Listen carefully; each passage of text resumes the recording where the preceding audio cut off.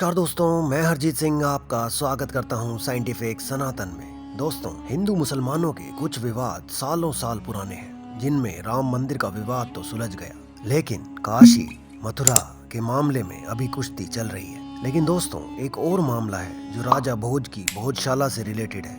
यह मुद्दा तो बहुत बड़ा है, लेकिन मीडिया के पास इतना टाइम नहीं है शायद कि इसको लोगों तक अच्छे से पहुंचाया जा सके। राजा भोज जो किसी परिचय के मोहताज नहीं है, उनकी एक कहावत जो विश्व विख्यात है और हर किसी ने अपने जीवन में एक बार तो जरूर बोली ही होगी कि कहाँ राजा भोज और कहाँ गंगू तेली। जी हाँ दोस्तों, ये वही राजा भोज हैं, गंगू तेली वाले। राजा भोज का शासन काल मध्य भारत में सन 1000 से लेकर 1055 के बीच चला। वह भारतीय परंपरा में सबसे महान राजाओं में से एक माने जाते थे। वह कला के एक प्रसिद्ध संरक्षक थे और उनके प्रति श्रद्धा के कारण हिंदू विद्वानों ने पारंपरिक रूप से उन्हें philosophy, astronomy, science, grammar, health, yoga, architecture और अन्य विषयों पर बड़ी संख्या में संस्कृत कृतियों का श्रेय दिया। इनमें से काव्य के क्षेत्र में एक अच्छी तरह से अध्ययन और प्रभावशाली कृति श्रृंगार प्रकाश है। कार्य का मूल आधार यह है कि श्रृंगार ब्रह्मांड में मौलिक और प्रेरक आवेग है। अपने साहित्य और कला समर्थन के साथ भोज ने भोजपुर में एक विशाल शिव मंदिर का निर्माण भी शुरू कराया था।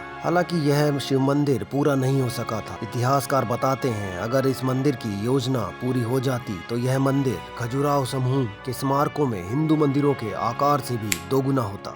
तो दोस्तों, यह तो बात हुई राजा भोज की कि वो किस प्रकार के राजा थे। लेकिन अब जो विवाद है वह विवाद है भोजशाला पे। हमारे बहुत सारे दोस्तों को यह पता नहीं होगा कि भोजशाला होता क्या है, तो आइए पहले जान लेते हैं इस भोजशाला के बारे में। दरअसल भोजशाला, जिसको कि भोज का कमरा बोला जाता है, मध्य प्रदेश के धार शहर में स्थित एक ऐतिहासिक इमारत के लिए इस्तेमाल किया जाने वाला नाम है। इस शब्द की व्युत्पत्ति मध्यकालीन मालवा के परमार वंशीय राजा भोज से की गई है। इस इमारत की संरचना 14वीं शताब्दी में की गई थी, लेकिन इसमें उपयुक्त स्थापत्य खंड मुख्य रूप से 11वीं और 12वीं शताब्दी के हैं और इसके आसपास इस्लामी कब्रें 14वीं और 15वीं शताब्दी के बीच की बताई जाती हैं। 20वीं शताब्दी के आरंभिक दिनों में भोजशाला शब्द को इस इमारत के साथ जोड़ा गया। तो दोस्तों, इसी भोजशाला पर विवाद है। आइए जानते हैं आखिर यह विवाद है क्या। दरअसल राजा भोज ने धार की भोजशाला को बनाया था। जिला प्रशासन की वेबसाइट के अनुसार यह एक यूनिवर्सिटी थी जिसमें वाग्देवी की प्रतिमा स्थापित की गई है। मुस्लिम शासक ने इसे मस्जिद में बदल दिया। इसके अवशेष प्रसिद्ध मौलाना कमालुद्दीन मस्जिद में भी देखे जा सकते हैं। यह मस्जिद भोजशाला के कैंपस में स्थित है, जबकि देवी प्रतिमा लंदन के म्यूजियम में रखी गई है। वर्ष 1902 में लॉर्ड कर्जन धार में मांडू के दौरे पर आए थे। उन्होंने भोजशाला के रखरखाव के लिए 50,000 रुपए खर्च करने की मंजूरी दी थी। तब सर्वे भी किया गया था। सन 1951 को धार भोजशाला को राष्ट्रीय स्मारक घोषित किया गया। तब हुए नोटिफिकेशन में भोजशाला और कमाल मौला की मस्जिद का उल्लेख है। याचिका हिंदू फॉर जस्टिस ट्रस्ट की तरफ से लगाई गई थी। इसके अलावा 6 अन्य याचिकाएं भी इस मामले में पूर्व में लगी हैं।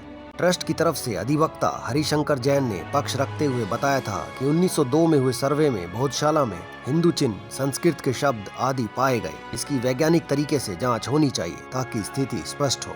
वैसे भोजशाला में हिंदू मुस्लिम दोनों ही पक्षों को अपनी अपनी प्रार्थना करने का अधिकार प्राप्त है। ये दोनों पक्ष प्राचीन समय से ही अपनी अपनी प्रार्थना यहाँ पर करते आ रहे हैं। हिंदू मंगलवार को प्रार्थना करते हैं, जबकि मुस्लिम शुक्रवार को प्रार्थना करते हैं। हिंदुओं को वसंत पंचमी के त्योहार पर देवी सरस्वती की प्रार्थना करने का अधिकार भी प्राप्त है। लेकिन परेशानी यहाँ पर तब आती है जब वसंत पंचमी शुक्रवार के दिन पड़ जाती है। असल में यही यहाँ पर विवाद का मेन मुद्दा है। अब हिंदू इस पूरे परिसर को वापस पाना चाहते हैं ताकि किसी भी प्रकार का कोई तनाव दोनों समुदायों के बीच में ना रहे। और आखिर वापस पाना भी क्यों ना चाहें, क्योंकि बाहर से आए लुटेरों ने हर उस चीज पर अपना अधिकार स्थापित कर दिया जो हिंदुओं की थी। यहाँ किए गए सर्वे में खुदाई के दौरान जो पत्थर और अन्य अवशेष मिले हैं, उनको एएसआई की टीम ने सुरक्षित किया है। इनके नमूने जांच के लिए भेजे गए। हिंदू पक्ष के गोपाल शर्मा ने दावा किया है कि ये अवशेष सीधे तौर पर मंदिर और सनातनी संस्कृति के प्रमाण हैं। इससे हिंदू समाज में उत्साह है। इसके अलावा टीम ने मुख्य परिसर के बीचों बीच स्थित हवन कुंड का भी परीक्षण किया। लाल पत्थरों से बनी दीवारों और स्तंभ की भी बारीकी से परीक्षण किया जा रहा है। अगर जरूरत पड़ी तो टीम कार्बन डेटिंग भी करा सकती है। इसके साथ साथ एक और कक्ष को भी सर्वे में शामिल कर लिया गया है। हालांकि मुस्लिम पक्षकार एएसआई सर्वे पर सवाल उठा रहे हैं, जैसा कि बाकी जगहों पर भी ये सवाल उठाते रहे हैं। मुस्लिम पक्षकारों का कहना है कि राजा भोज का किला कहाँ है, किला था तो भोजशाला कहाँ है, भोजशाला मिस्ट्री थी, उसको ढूंढने की कोशिश की जाए, हम भी चाहते हैं कि उसको ढूंढा जाए।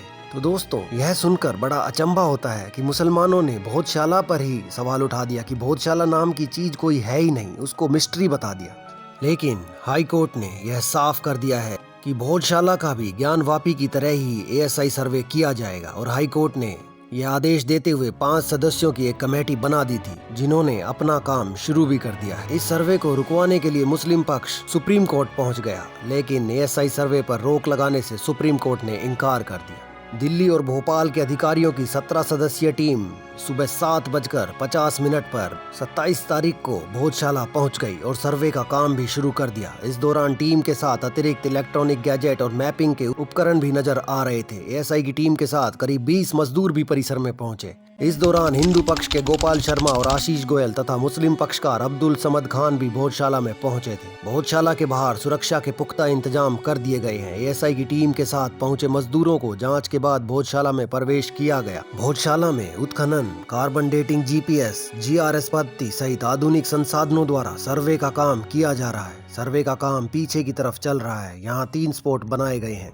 उनमें 6.5 फीट गहराई तक गड्ढे कर दिए गए हैं। तो दोस्तों, सर्वे हो या ना हो, हम हिंदुओं को तो पता ही है कि यह भोजशाला राजा भोज की है और यह हिंदुओं की ही है, तो इस पर अधिकार भी हिंदुओं का ही होना चाहिए। लेकिन दोस्तों, अगर यह और कोई देश होता या इस्लामिक मुल्क होता तो क्या कोई हिंदू कोर्ट जा सकता था? फिर भी भारत की डेमोक्रेसी, भारत का संविधान हर पक्ष को अपना पक्ष रखने का एक मौका जरूर देता है। हम उम्मीद करते हैं राम मंदिर की तरह भोजशाला का भी फैसला जल्द से जल्द होगा और हिंदुओं की एक बार फिर से जीत होगी, वो भी पुख्ता सबूतों के साथ। तो दोस्तों, कैसा लगा आपको आज का ये वीडियो? कमेंट सेक्शन में अपने विचारों को हमारे साथ अवश्य शेयर करें और अगर आपको वीडियो अच्छी लगी हो तो अपने दोस्तों के साथ भी इसको शेयर करना ना भूलें। तो देखते रहिए साइंटिफिक सनातन। धन्यवाद।